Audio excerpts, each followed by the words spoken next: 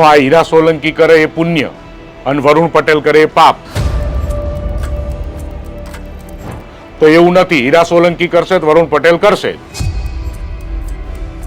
પણ હીરાભાઈ કરે કોઈ આરોપીની પેરવી કરવા ગયો કે હું તમને પેરવી કુની છે, સાચી છે, ખોટી છે, એ બીજો વિષય છે. હીરા સોલંકી આવે છે કે હું ગાંધીનગર પહોંચું એ પહેલા પીઆઈ ની બદલી સોમવારે હું પહોંચું એ પહેલા બદલી થઈ ગઈ. પણ હું હીરાભાઈ પાછી એક મિનિટ આરોપીની પેરવી કરવા નહીં હું ગોંડલમાં પટેલના દીકરાને માર પડ્યો, તમે જ કવર કર્યું હતું, મેં જ તમારી ચેનલમાં ઇન્ટરવ્યુ આપ્યું હતું અને મોસ્ટ વાયરલ ઇન્ટરવ્યુ છે એ મારું. સમાજના આગેવાનો ભેગા થયા, શું થયું? પીઆઈ ઉપર કોઈ કાર્યવાહી નહીં.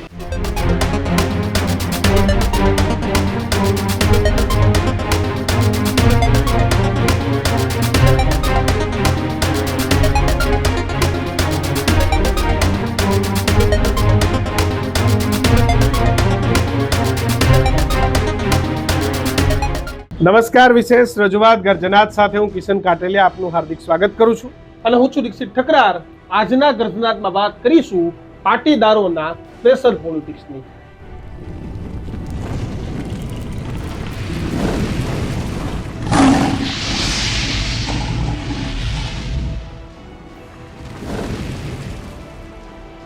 આજકાલ આરોપી, ફરિયાદી આ બધું એ સમાજ નક્કી કરે છે. ક્યાંય કોઈ આરોપી હોય તો પછી સમાજ આવી જાય કે નહીં એ સાચો છે, એને આમ કંઈ નથી કર્યું, એને ભ્રષ્ટાચાર નથી કર્યો. ક્યાંય ફરિયાદી હોય તોય સમાજ આવી જાય કે એને ન્યાય આપો, એને ન્યાય નહીં મળે તો અમે આમ કરીશું, સરકાર આમ છે તેમ છે. એટલે હવે આપણે એ કયા ગુજરાતમાં છીએ કે જ્યાં આરોપી અને ફરિયાદી એ કયા સમાજના છે સમાજ નક્કી કરશે અને પછી એ સમાજ એ પોતાની તાકાત બતાવશે અને એ તાકાત પર પ્રેશર કરશે. એ તાકાતના પ્રેશરથી મુખ્યમંત્રી, નાયબ મુખ્યમંત્રી અને સરકાર સુધી દબાણ લાવી અને પોતાને જેવું ગમતું હશે, શું એવો સમાજ આપણે ઊભો કરવાનો છે? એટલે વાત એવી છે કે કોઈએ કૌભાંડ કર્યું છે, કૌભાંડીઓનો, અસામાજિક તત્વોનો કોઈ સમાજ ન હોય. બિલકુલ કૌભાંડીઓનો કૌભાંડી જ સમાજ હોય, અસામાજિક તત્વો અસામાજિક તત્વો જ હોય, લુખ્ખા હોય લુખ્ખા જ હોય. લુખ્ખામાં મારી જ્ઞાતિના પણ હોય, બીજી જ્ઞાતિના પણ હોય.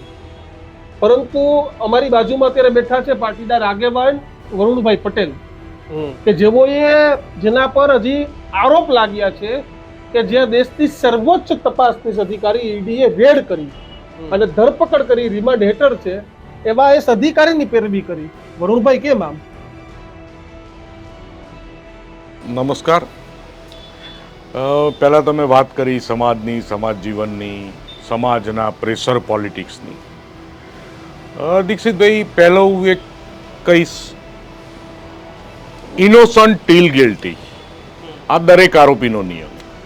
બીજી તમારી વાત છે કે ભ્રષ્ટાચારીનો કોઈ ધર્મ ના હોય, કોઈ જ્ઞાતિ ના હોય, કોઈ જ્ઞાતિ ના હોય. હું એ વાતે સહમત છું. બીજી તમે વાત કરી, એમાં હું તમારી વાતમાં વધારે ઉમેરો કરું, ઝીરો ટોલરન્સ પોલિસી હોવી જોઈએ કરપ્શન પાછળ. એમાંય હું પૂરેપૂરો સહમત છું. અને કોઈ પણ આરોપી હોય એમાં પ્રેશર પોલિટિક્સ ના હોવું જોઈએ, એમાં પણ હું સહમત છું. તમે વાત કરી કે પાટીદારોનું પ્રેશર પોલિટિક્સ, તમને યાદ કરાવું, તમે બહુ સારું કવર કર્યું છે અને તમને સમાચારો યાદ હશે. 3 દિવસ પહેલા બગદાણાનો પ્રશ્ન બન્યો. હીરા સોલંકી આવે છે કે હું ગાંધીનગર પહોંચું એ પહેલા પીઆઈ ની બદલી સોમવારે હું પહોંચું એ પહેલા બદલી થઈ જવી જોઈએ. એની જગ્યાએ બગદાણા છોડે એ પહેલા બદલી થઈ જાય. તો હું પાટીદારોને એ કહું છું, મારી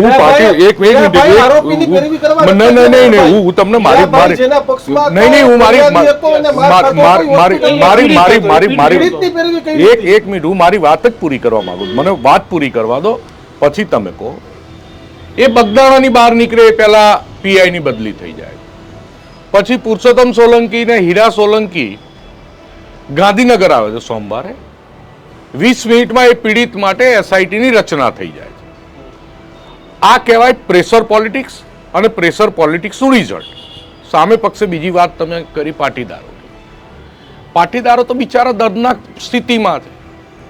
ગોંડલમાં પટેલના દીકરાને માર પડ્યો, તમે જ કવર કર્યું હતું, મેં જ તમારી ચેનલમાં ઇન્ટરવ્યુ આપ્યું હતું અને મોસ્ટ વાયરલ ઇન્ટરવ્યુ છે એ મારું. સમાજના આગેવાનો ભેગા થયા, શું થયું? પીઆઈ ઉપર કોઈ કાર્યવાહી નહીં. સરકારને પાટીદારોની ચિંતન શિબિર કરી, 390 જેટલા આંદોલનકારી મળ્યા અને વાત કરી શું એસઆઈટીની રચના થઈ ગોંડલ માટે? 0. પ્રેશર પોલિટિક્સ બધા કરે અને દરેક સમાજે કરવું જોઈએ. પ્રેશર પોલિટિક્સ સાચું છે ખોટું છે એ તો સમય, પ્રજા, કોર્ટ, તમારા જેવા મીડિયા બધા નક્કી કરશે. આ નક્કી મારી વાત કરશે. સાંભળો, આ બધા પ્રેશર કરીશું તો કાલે સાચું કોણ ને ખોટું એ કાયદો કે વ્યવસ્થા કે પોલીસ નક્કી નહીં કરે, દબાણ કોનું વધારે છે એ નક્કી કરતું થઈ જશે. એટલે આપણે ગુજરાતને આપી રસવાનું છે. ના, હું તમારી એ વાતને સુધારો કરું કે કાયદો, વ્યવસ્થા અને પોલીસ કાર્યવાહી કરે, તપાસ એજન્સીઓ કાર્યવાહી કરે, સરકાર કાર્યવાહી કરે અને કોર્ટ જજમેન્ટ લે. ક્યાંય આપણે કોર્ટની કાર્યવાહીમાં દખલગીરી નથી કરતા, ક્યાંય આપણે પોલીસની કાર્યવાહીમાં દખલગીરી નથી કરતા. ક્યાંક કંઈક ઢીલું પડ્યું હોય તો ધક્કો મારીએ તો પિકઅપમાં લાવવાનું ખાલી કામ કરીએ. ક્યાંક કોઈક વાત સરકારના ધ્યાને ના હોય અને એ વાત સરકારના ધ્યાને પહોંચાડવા એક અવાજ બુલંદ કરીએ છીએ. બાકી હું પોતે કોર્ટને માન આપું છું, પોલીસને માન આપું છું, તપાસ એજન્સીઓને માન આપું છું, પણ જે જનરલ પ્રજાનો અવાજ હતો એ પર્યા પહોંચાડ્યો. તપાસ એજન્સીને ક્યાં માન આપ્યું હતું? કેમ ઈડીની કાર્યવાહી ઉપર સવાલ ન ઉભા કર્યા તમે? અરે ભાઈ, દેશની સર્વોચ્ચ સંસ્થા દિગ્ગજ તપાસ કરવા આવે ને આખા ગુજરાતમાંથી એક વરુણ પટેલને વાંધો હોય. હું તમને ના, હવે તમારે વાત પકડું. ગુજરાતમાંથી વાંધો ગણાય છે, બોલે છે વરુણ પટેલ એકલો, એ બધા બિચારા બોલી નહીં એકતા. તો એમને મને કીધું કે વરુણભાઈ તમે બોલો, દીક્ષિતભાઈ, કિશનભાઈ તમારી વાત સાંભળશે, અમારી નહીં સાંભળે, તમે બોલો. ત્યાં હજારોની સંખ્યામાં માતાઓ, બહેનો, વડીલો, યુવાનો હતા. એમને કીધું કે વરુણભાઈ તમે બોલો, આ અવાજ તમારો છે, વેદના અમારી છે. મેં તો એ પ્રજાની વેદનાને વાચા આપી છે. આ મારો અવાજ નથી, આ મારી લાગણી નથી, આ ગુજરાતની કરોડો પ્રજાની લાગણી હું વ્યક્ત કરું છું. એટલે એમ નહીં, કોઈ ઉપર ક્યાંય ઈડીની રેડ પડે, કોઈ આઈએસ અધિકારીની ધરપકડ થાય, કંઈક પુરાવા લઈને તો ઈડી આવી હશે ને વરુણભાઈ? કે ખાલી હસતા રમતા ઈડી ગમે એના ઘરમાં આવી કરી જાય? કોક તો પુરાવા છે ને. ગુજરાતમાં કેટલા આઈએસ અધિકારીઓ છે? દીક્ષિતભાઈ, હું માનું જ છું કે આવડી મોટી તપાસ એજન્સી છે, કંઈક પુરાવા હશે. પુરાવા જો શોધવા હોય તો તમારા વિરુદ્ધે મળશે ને મારી વિરુદ્ધે મળશે. બરોબર છે? રોજ સવારથી સાંજ સુધી પ્રેક્ટિકલ વેમાં આપણાથી નહીં ઘણી ભૂલો થતી હોય. બરોબર છે? હું એવું કહેતો જ નથી કે તપાસ એજન્સી સંપૂર્ણ ખોટી છે કે મને તપાસ એજન્સી ઉપર શ્રદ્ધા નથી કે તપાસ એજન્સી ઉપર વિશ્વાસ નથી. હા, 100% ક્યાંક શંકા છે અને અવાજ ઉઠાવવાનો મૌલિક અધિકાર, હમણાં તમે જ બંધારણની કાયદા વ્યવસ્થાની વાત કરી, તો ભારત દેશના બંધારણે મને સ્વતંત્રતા આપી છે લોકશાહી ઢબે અવાજ ઉઠાવવાનો, અને મારા સમાજનો સમાજ વતી મેં અવાજ બુલંદ કરી અને સરકાર શ્રી સુધી સમાજની લાગણી પહોંચાડી. એમાં પાપ ક્યાં છે?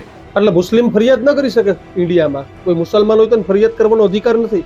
અરે 100% મુસ્લિમને છે, ક્રિશ્ચનને છે, શીખને છે, ઈસાઈને છે. મેં તો પ્રજા નથી ખબર. અરે જ્ઞાતિ ભડકાવાની વાત ક્યાં કે મુસ્લિમે એક ભારતીય ઉપર ફરિયાદ કરી, આ શબ્દ કહેવાનો હતો.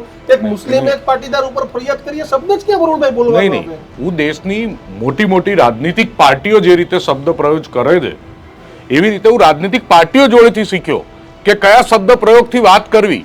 હું તો આ રાજનીતિક પાર્ટીની ભાષા વાપરું છું, એની રાજનીતિક પાર્ટીઓ જોડેથી શીખ્યો છું કેવી રીતે વસ્તુ પ્રેઝન્ટ કરાય. મને રાજનીતિક પાર્ટીઓ શીખવાડ્યું છે. તમારે આ સવાલ તો દેશની મોટી રાજનીતિક પાર્ટીઓને પૂછવો જોઈએ કે તમને જોઈ અને આ યુવાનો આવી રીતે શીખે છે. અમને જે રાજનીતિક પાર્ટીમાં અમે શીખ્યા, બધી દેશની રાજનીતિક પાર્ટીમાં તમારા જેવી મોટી ટીવી ચેનલોમાં જોયા કે રાજનીતિક પાર્ટીના મોટા દિગ્ગજ નેતાઓ, બહુ જ બંધારણીય હોદ્દા ઉપર બેઠા હોય, એ નેતાઓ આવી રીતે વાત કરે તો આવી રીતે કરાય. મેં એવી રીતે એમની કોપી કરી અને શીખવાનો પ્રયત્ન કર્યો. એટલે વરુણભાઈ, હવે તમે સર્ટિફિકેટ આપી દેશો ને ઈડી ની ઉપર હશે તો તમે સર્ટિફિકેટ આપી દેશો ને કે આ ભાઈ આને કોઈ ભ્રષ્ટાચાર નથી કર્યો એમ, ભલે ઈડી ની રેડ હોય. હું કોઈને કોઈ સર્ટિફિકેટ નથી આપતો, હું કોઈ જસ્ટિફિકેશન નથી આપતો. સર્ટિફિકેટ આપવાનું કામ સરકારનું છે, જસ્ટિફાઈ કરવાનું કામ કાયદો અને તંત્ર કાયદાનું છે, કાયદા વ્યવસ્થાનું છે, એ લોકો કરશે. મારું કામ છે પ્રજાના મોટા વર્ગની લાગણી સરકાર સુધી બુલંદ અવાજ કરી અને પહોંચાડવાની.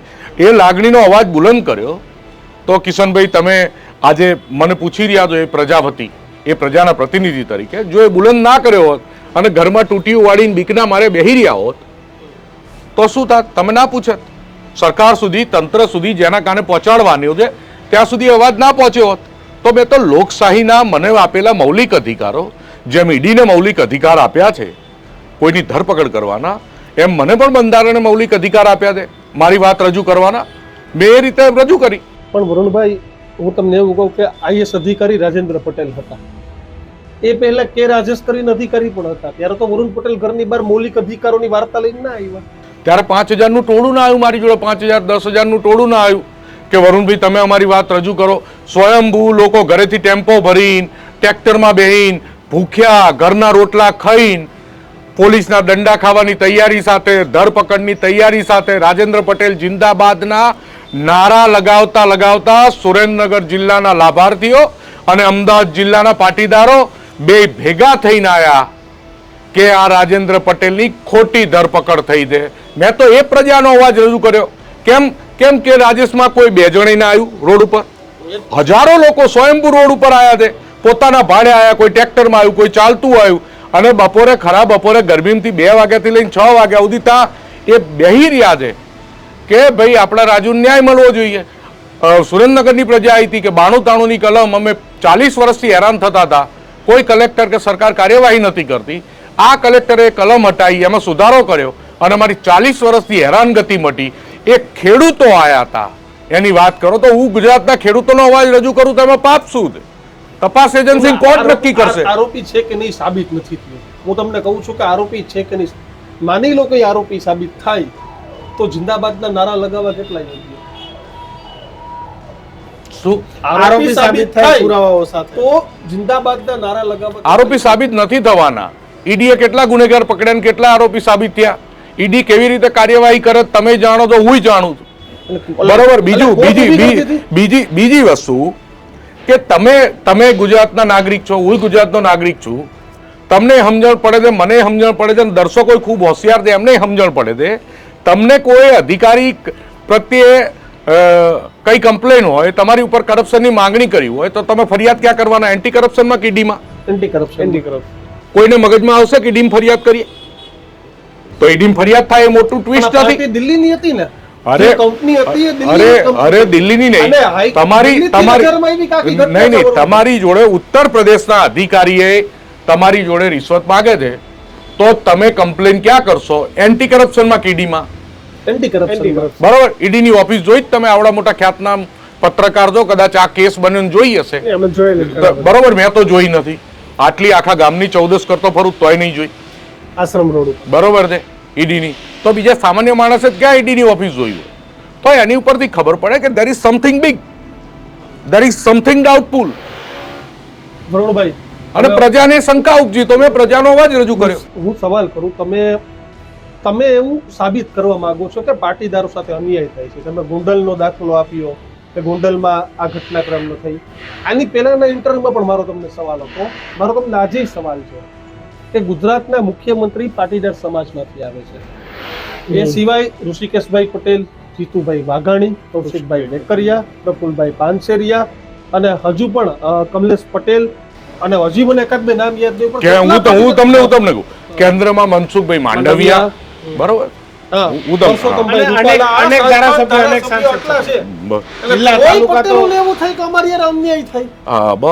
બહુ સારો પ્રશ્ન છે, મને ગમતો પ્રશ્ન છે. હું ઈચ્છું છું દરેક મીડિયા મને આ પ્રશ્ન પૂછે. બરોબર. અત્યારે જેમ તમે પાટીદારોની વાત કરી ને કે આટલા મંત્રીઓ છે ને, આટલા કેન્દ્રમાં મંત્રી છે ને, આટલા ધારાસભ્યો છે, આવો જ એક સમય હતો આવી લોકો ઠાકોરોની વાતો કરતા કે તમારા 8 કેબિનેટ મિનિસ્ટર, તમારા મુખ્યમંત્રી. આજે ઠાકોર બિચારા કેબિનેટમાં નથી આવી જ રીતે એક સમય હતો કે ગુજરાતમાં ક્ષત્રિયોની વાત થતી. ઓહો, બાપુનું રાજ છે, બાપુ મુખ્યમંત્રી, 4 બાપુ કેબિનેટ મિનિસ્ટર. આજે એકેય બાપુ કેબિનેટમાં નથી.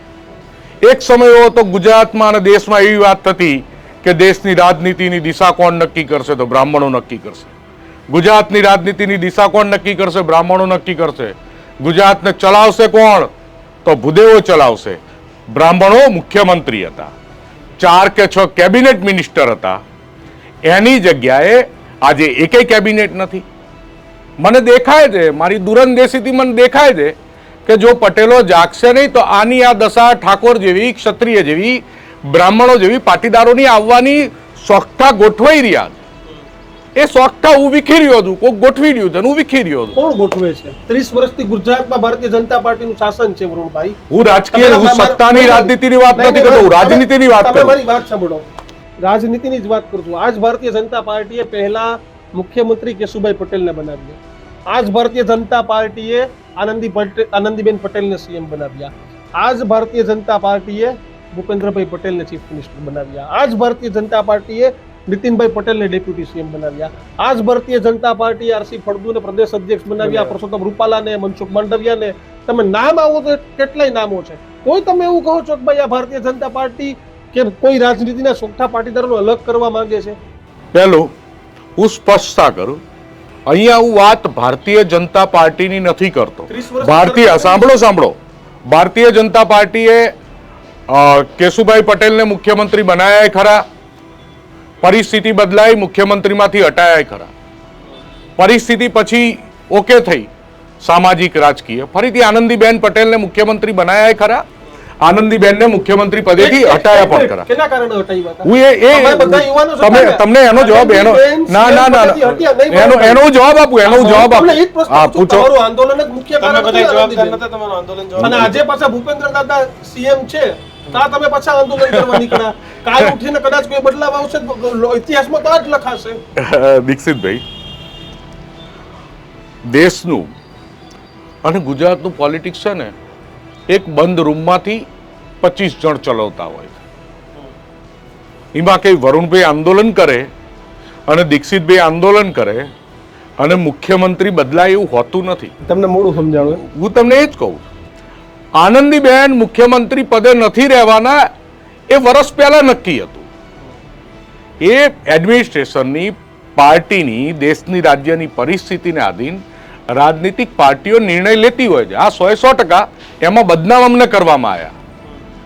એ ટોળો, એનું દોષારોપણ થવા વાળું જે ટોળું હતું એ અમે હતા, બરોબર છે. બાકી આનંદીબેન મુખ્યમંત્રી પદે નથી રહેવાના એ 6-8 મહિના પહેલા નક્કી હતું. અને હું આનંદીબેનને 4 મહિના પહેલા મળ્યો હતો, ત્યારે બેનને ખબર હતી. અમુક વાતો કહેવાની ના હોય. બેન પહેલી ચૂંટણી માંડલમાં લડ્યા હતા અને એમની જિંદગીની પહેલી ચૂંટણીનું પહેલું કાર્યાલય વરુણ પટેલના ઘેર હતું, જ્યારે વરુણ પટેલ ચડ્ડી પહેરીને એમની ચિઠ્ઠીઓ વેચતો હતો, બરોબર છે. એટલે આનંદીબેન મુખ્યમંત્રી પદેથી હટ્યા તો એ પાર્ટીનો, સાંભળો, હું તમને એ જ કહું કે એ પાર્ટીનો આંતરિક વિષય હોય, ગુજરાતની પરિસ્થિતિ હોય, દરેક રાજનીતિક પાર્ટીઓ પોતાના સમીકરણ, સોશિયલ એન્જિનિયરિંગ એની ઉપર નિર્ણયો લેતી હોય. આંદોલન કરે, મુખ્યમંત્રી બદલાતા હોય ને તો રોજ મુખ્યમંત્રી બદલવા પડે, રોજ સવારે નવા મુખ્યમંત્રી રાખવા પડે તૈયાર, કે આજ ભાઈ પટેલ, કાલ ઠાકોર, કાલ કોડી, બરોબર. એવી જ રીતે જેમ આનંદીબેનના વિષયમાં 6-8 મહિના પહેલા અમને થોડો અંદેશો હતો, પણ તાણે આપણે બધા નાના હતા, બરોબર છે. તમે બરોબર ઇન્ટરવ્યુ લેતા શીખતા હતા અને અમે ઇન્ટરવ્યુ આપતા શીખતા હતા. તમને કદાચ સારું આવડતું હતું ત્યારે અમારા કરતા, બરોબર છે. અમને રાજનીતિની કોઈ સમજણ નથી પડતી. અમે તો જય સરદાર ને અનામત આપો એક જ વિષય સમજણ પડતી હતી. પણ હવે મને સમજણ પડે છે, મેં આનંદીબેનના ચોકઠાનો અભ્યાસ કરેલો છે. એ ચોકઠાઓ પાટીદાર સમાજ માટે ગોઠવાઈ રહ્યા છે. છેલ્લા 6-12 મહિનાની ગુજરાતની રાજનીતિનો તમે ઘટનાક્રમનો અભ્યાસ કરશો તો જે દશા બ્રાહ્મણોની થઈ, જે દશા ક્ષત્રિયોની થઈ, જે દશા ઠાકોરોની થઈ, એ દશા પાટીદારોની ના થાય એના માટે હું અવાજ ઉઠાવું છું. અને મને લાખો કરોડો પાટીદારો કહે છે કે તમે ભાઈ વાત કરો ને તો પતી જશું, બરોબર, પતી જશું. તો હું એમની વાત કરું છું. અને અમને ઝંડા પકડવાનો શોખ છે દીક્ષિતભાઈ, તમે સમજો, એટલે અમે પકડી લઈએ હતી. ભાગેડુ લગ્ન પ્રથાની વાત કરી તો ભાગેડુ લગ્ન પ્રથામાં સૌથી ઓછી દીકરીઓ પાટીદારની ભાગી જાય છે. ઠાકોરની દીકરીના પ્રશ્ન આવે છે, ક્ષત્રિયમાં આવે છે, માલધારીઓમાં આવે છે, આદિવાસીમાં આવે છે, દલિતમાં આવે છે, પાટીદારોમાં આવે છે. અમે ભાગેડુ લગ્ન પ્રથાની વાત કરી તો ગુજરાતની દીકરીને સુરક્ષિત કરવાની વાત કરી કે એક સામાજિક ઇમ્બેલેન્સ ના થાય, સામાજિક સમન્વય. સરકારનો પોઝિટિવ અભિગમ આવ્યો ને વરુણભાઈ એમાં. હું તમને સરકારે બસ હવે તમે કીધું ને કે કેમ તમે અવાજ કરો છો, એ અમે પાટીદાર આંદોલનકારીઓની ચિંતન શિબિર કહી અને સરકારને ખબર પડી કે આ ગુજરાતનો પ્રશ્ન છે અને ગુજરાતે એ દિશામાં કાર્યવાહી સરકારે શરૂ કરી. અમે કીધું કે ઓનલાઈન ગેમિંગ અને ગેમ્બલિંગ ઘાતક છે અને સરકારને ખબર પડી અને કેન્દ્ર સરકારે 20,000 કરોડનું એમની ટેક્સની આવકનું નુકસાન કરી અને ઓનલાઈન ગેમિંગ અને ગેમ્બલિંગમાં સંપૂર્ણપણે પ્રતિબંધ લાયા. પાટીદાર આંદોલનકારીઓની તાકાત છે, પાટીદાર આંદોલનકારીઓની ચિંતન શિબિરનું પરિણામ છે. એટલે અમે જેટલા પણ ચિંતન કર્યા છે, જેટલી પણ માંગણી કરી છે એ પૂરી કરી છે. એમાં એવું છે કે તમે બહુ બધી પછડાટો ખાધી છે એટલે તમે જબરજસ્ત બોલતા શીખી ગયા છો, ગ્રીપ જબરજસ્ત આવી ગઈ. એટલે શું છે, અમે દીક્ષિત ગમે પૂછીએ પણ ચીપટીમાં આવતા નથી તમે. પણ હું તમને કહું કે તમે સરકાર પાસે અનામતની માંગ લઈને ગયા હતા તો સરકારે તમને EWS આપ્યું. પછી તમે આયોગની માંગ હતી તો આયોગ પણ સરકારે તમને આપ્યું. પછી એક તો તમારું પાટીદાર પોલિટિક્સ છે એટલે બધી જ રાજકીય પાર્ટીઓ ટિકિટો તમને આપી જાય છે, તમારા ધારાસભ્યો બને છે, ખેર છે સમાજને યાદ રાખે કે નથી રાખતા 2 નંબરની વાત છે, પણ મળી જાય છે. પછી તમે આ લગ્ન નોંધણી વાળું લઈને આવ્યા તો સરકારે એના ઉપર વિચારણા કરી દીધી અને સરકાર આજકાલમાં કે ગમે ત્યારે એના પર નિર્ણય પર લેશે. એટલે સરકાર પાસે તમે જેટલું માગવા જાઓ છો ને સરકાર તમને આપે છે. એમાં ક્યારેક વાર લાગે, ક્યારેક જલ્દી આપી દે. હવે તમે નવું લઈને આવ્યા છો ભાઈ અમને પંચાયતમાં EWS ના લાભ આપો. એટલે તમારે તો શું છે, માગણીઓ ખૂટતી જ નથી વરુણભાઈ. હજી એ પૈતું ના પૈતું તમે તો રાજેન્દ્રભાઈ નું તમે વરી હવે આ નવું આવ્યું ને કે ભાઈ કાલ કોઈ અધિકારી પકડા હે પટેલ નો, વરુણ પટેલ ઝંડો લઈને પહોંચી જાય. આ એક નવું આવ્યું. એટલે તમારામાં તો નવું આવતું જ રહે છે એમ. જો સરકાર કેટલું પૂરું કરશે? જો કોઈ દાડો સરકાર છે ને માય બાપ છે અને પ્રજા છે ને બાળક છે, દીકરા છે. એ તો તમારો ને મારો દીકરો ને દીકરી હોય તો એ તો કોક દાડો ચોકલેટ માગે, કોક દાડો જમવાનું માગે. તો મા બાપની ફરજ શું આવે કે સાચી હોય એ માંગણી, એની સાચી જીદ મા બાપે પૂરી કરવી જ પડે. હું એ જ કહું છું આપણે સાચી જીદ હોય તો પૂરી કરવી જ પડે. ન તો દીકરા રોવે ખરા ને મા બાપને રોવડાવે ખરા. બરોબર છે. એટલે પ્રજા તો બાળક છે, નહીં પ્રજા બાળક, પ્રજા નાદાન હોય અને સરકાર માય બાપ છે, એની જવાબદારી છે પ્રજાની વાત, પ્રજાની માંગણી પૂરી કરવાની. છોકરો એમ કે મેં 3 દાડાથી ખાધું નહીં, મને દાળ ભાત આપો, તો એ જીદ પૂરી કરવાની. હેલ્ધી ડાયટ છે, એ ડાયટ પૂરું કરવાની જવાબદારી માય બાપની છે. બરોબર છે. છોકરો તો ના જ માંગણી પૂરી કરાય. એટલે હું એ જ કહું છું કે તમે સમજો કે સરકાર અમારી 100% માંગણી પૂરી કરી છે અત્યાર સુધીના ટ્રેક રેકોર્ડ પ્રમાણે. તો એનું કારણ શું છે? અમે પરિપક્વ બાળક છીએ. અમે માગીએ જ છીએ કે જે વાત સાચી હોય. બાપાને પેલો પગાર ઓછો હોય ને પહોંચી ના વળતા હોય તો એ તો મહિનો ટલ્લાવે, ભાઈ પગાર આવે પછી તને રમકડું લઈ આવીએ, કે આ ભણવાની ચોપડી લઈ આપીએ. રમકડું તો ચલો ના લઈ આપે, ભણવાની ચોપડી લઈ આપે. એમ અમારી વાત સાચી હોય છે પણ સરકારને એની સ્થિતિને અનુરૂપ બધું આવે. બરોબર છે. અને ક્યાંક બાળકોમાં અભિમાન ના આવી જાય, બાળકોને ક્યાંક જસ ના મળે. બરોબર છે. એ બધી પરિસ્થિતિને ધ્યાન રાખી અને સરકાર નિર્ણયો લઈને અમારી વાત માનતું હોય છે તો તમારે તો અમને અભિનંદન આપવા જોઈએ કે અમારી પરિપક્વતા કેટલી છે, કે અમારો 100% સક્સેસ રેશિયો છે. અમારી 100% વાત સરકારે માનવી પડી જાત સુધી. પણ એટલે તમે ભ્રષ્ટાચારીઓનું સમર્થન કરો છો? અમારો 100% સક્સેસ રેશિયો છે. મેં તમને કીધું સવાલ ભ્રષ્ટાચારીઓને વરુણ પટેલ સમર્થન ઓવર કરે છે. કોન્ફિડન્સ ઘણીવાર વરુણભાઈ આપણને હેરાન કરે. એ નહીં, હું તમને રાજેન્દ્ર પટેલની તમે એવું કીધું કે 100 જણા સારી વાત કરીને આવ્યા, તમે તમારા દિલ ઉપર હાથ રાખીને કહો છો વરુણભાઈ, દિલ ઉપર હાથ રાખો પેલા તમારો.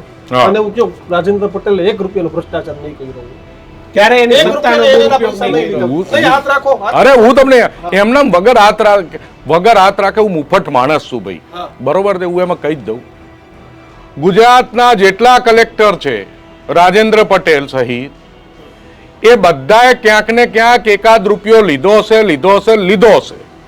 હું બહુ જ જવાબદારી પૂર્વક કહું છું. તો પછી એની પેરવી તો કરવાની. સાંભળો અમારો વાત એ જ છે.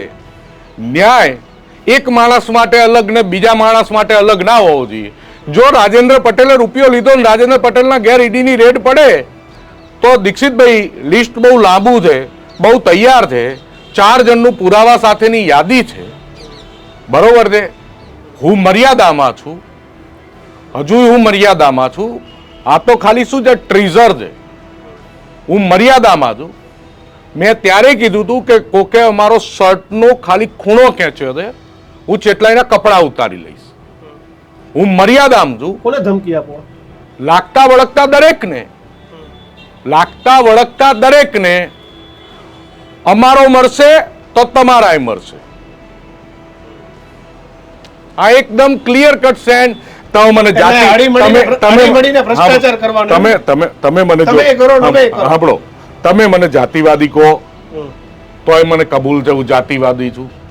તમે મને એમ કહો કે તમે ખોટી વાત સંગઠન શક્તિથી સરકાર સામે પ્રેશર પોલિટિક્સ કરો છો, તો આ હીરા સોલંકી કરે એ પુણ્ય અને વરુણ પટેલ કરે એ પાપ. તો એવું નથી. હીરા સોલંકી કરશે તો વરુણ પટેલ કરશે, અને બીજા પાટીદારો કરશે, ઠાકોરોય કરશે, ક્ષત્રિયોય કરશે, બધાય કરશે. પણ હીરાભાઈ કરે કોઈ આરોપીની પેરવી કરવા ગયો? હું તમને પેરવી કુની છે, સાચી છે, ખોટી છે, બીજો વિષય છે. એકની વાત તમે માનો ને બીજાની કેમ ના માનો? વાત સાચી ને ખોટી નક્કી કરવા વાળા કોણ? તમે હું કેવી રીતે નક્કી કરીએ કે વાત સાચી છે ખોટી છે? તમને એવું કહો કે કોણ કે આરોપ? એ ભાઈએ કીધું વાતો આપણે નક્કી નહીં કરવાની, પેરવી કરી દેવાની. અરે જો પેરવી તેને લાગણીથી થાય. પેરવી સંગઠન શક્તિ લોજિક વગર યાર કેવી પેરવી? જો આમાં ઘણી વાર સાંભળો એકદમ કરોડોનું બૂચ મારીને વયો જાય અને પછી આપણે પેરવી કરીશું કે ના ભાઈ અમારા સમાજનો હતો ના હતો. ખોટા માણસની પેરવી કરો ને તો કોઈ દાડો કોઈ 4 જણે નથી આવતો. ગુજરાતની પ્રજા બહુ હોશિયાર છે. તમે ખોટા માણસની પેરવી કરવા જશો ને 4 જણે આવશે નહીં. તમે મારું ઇન્ટરવ્યુ નહીં લો અને કોઈ બાપો મને ભાવે નહીં પૂછે ને મને ગાંડામ ગણશે. મેં પેરવી ક્યારે કરી? જ્યારે હજારોની સંખ્યામાં લોકો રોડ ઉપર આવ્યા. એ જ સત્ય છે. મેં પેરવી કરી. ગુજરાતના ખ્યાતનામ 2 પત્રકારો મારી વાત સાંભળી રહ્યા છે, એના ઉપરથી સાબિત થાય છે કે હું સત્યની ક્યાંક નજીક નહીં, ક્યાંક મારી વાતમાં દમ છે, ક્યાંક મારી વાતમાં નહીં. તમારું સમર્થન હોય કે ના હોય, તમારો પોઈન્ટ ઓફ વ્યૂ અલગ છે, તમારું લોજિક અલગ છે, મારું લોજિક અલગ છે. તમારું લોજિક તમને મુબારક, મારું લોજિક મને મુબારક. એક મારો અલ્પેશ કથિરિયાના સવાલ હતો ત્યારે લોકો બહુ ટ્રોલ કર્યા હતા. તમને સવાલ છે, આ પાટીદારોનો ઠેકો લઈને બેઠા વરુણભાઈ? ના, પાટીદારોનો ઠેકો અને પાટીદારોની જવાબદારી અમારી 2 સામાજિક સંસ્થાઓ છે, માતૃ સંસ્થા ખોડલધામ અને ઉમિયાધામ છે, એની જવાબદારી છે. પણ નાના કામો હોય તો છોકરાઓ પતાય આવે. અમારી માતૃ સંસ્થા મોટા પ્રશ્નો હશે, મોટી વાત હશે તો એ કરશે. અમે કોઈ ઠેકો નથી લીધો. અમે સમાજના એક બહુ જ નાના છોકરાઓ છીએ, સિપાહીએ છીએ, અને જેમાં સમાજ કહે કે ભાઈ આ દરેકનું અલગ અલગ કામ હોય છે, બરોબર છે, એમ કે આ કામ તમે કરો. સમાજ અમને જે કામ મને આદેશ કરે છે એ કામ હું કરું છું. બાકી અમારી માતૃ સંસ્થા સર્વોપરી છે અને એમની બધી સામાજિક જવાબદારીઓ છે અને એમની જવાબદારી ખૂબ સારી રીતે પૂરી કરી રહ્યા છે. અને જ્યાં માતૃ સંસ્થાઓનો જે આદેશ થશે એ પ્રમાણે કામ કરવાની અમારી બધાની સામાજિક રીતે ફરજ છે. સમાજની વાત હોય તો, બાકી વ્યક્તિગત રીતે બધાએ સ્વતંત્ર છે. બિલકુલ. આભાર વરુણભાઈ અમારી સાથે જોડાવા બદલ અને તમારી વાત મૂકવા બદલ. તો વરુણભાઈ મને તક આપી, ખૂબ ખૂબ આભાર. મને મારી વાત રજૂ કરવાનું તમારા જેવા 2 સિનિયર પત્રકારોએ આટલી મોટી ચેનલે આપી. હું હૃદયથી પાટીદાર સમાજ વતી તમારો આભાર માનું છું. પાટીદાર સમાજની પીડા અને વ્યથા રજૂ કરવાની તમે મને તક આપી. આભાર વરુણભાઈ. પણ વરુણભાઈ એક વાત સાથે હું સહમત નથી. આ જ ઇન્ટરવ્યુમાં સ્પષ્ટ કરી દઉં કે વરુણભાઈ એવું કીધું કે અમે સાચા માણસની વાત કરી, તમે મારી વ્યથા સાંભળો નહીં. પણ વરુણભાઈનું જે નિવેદન હતું એના ઉપરથી એવું થયું કે એકવાર એની વાત સાંભળવી જોઈએ ને ત્યાં પણ સવાલ. અને એમણે અત્યારે પણ કીધું કે તમે કરો છો અને તમારે ત્યાં રેડ ના પડે ને અમારે ત્યાં રેડ પડે, તો એ વાત સાથે પણ સહમત હતી. પણ ખેર વરુણ પટેલની બીજી ઘણી બધી વાતો હતી. એ વાતો સાથે તમે કેટલા સહમત છે? એમને પોઈન્ટ કીધું કે ભાઈ હીરા સોલંકીની વાત સંભળાય અને અમારી વાત કેમ ના સંભળાય એમ. તો એવી ઘણી બધી વાતો હતી જેના પર વિચારવું પણ જોઈએ. પણ વરુણ પટેલના ઇન્ટરવ્યુને લઈને તમારું શું કહેવું છે? ખાસ અમારા કમેન્ટ બોક્સમાં લખજો ને વરુણ પટેલ ને ટેગ કરીને લખજો એટલે અમને ખબર પડે કે લોકો એમના વિશે શું ગાળો વિચારે માપે છે. લખજો, બરાબર, એટલે એમના વિશે શું વિચારે છે પણ લખજો. જાહેરમાં શોભે એવી ગાળો હા, લખજો. એટલે એટલે ગાળો બિલકુલ ન લખતા આપણા ગુજરાતના એમના સંસ્કાર તમારે અસ્મિતા હા આપણી એ ગાળો લખવી નહીં પણ એમના સજેશન હોય કે એમની વાત સાથે સહમત છો નથી તો કઈ વાત સાથે, એ બધું ગાળો જેવી ભાષાઓ આપણને ન શોભે. આપણે ગાંધી અને સરદારના ગુજરાતમાં રહીએ છીએ. તો જોતા રહેજો ન્યૂઝ રૂમ. લાઇક, શેર અને સબસ્ક્રાઇબ કરવાનું ભૂલતા નહીં. નમસ્કાર. નમસ્કાર.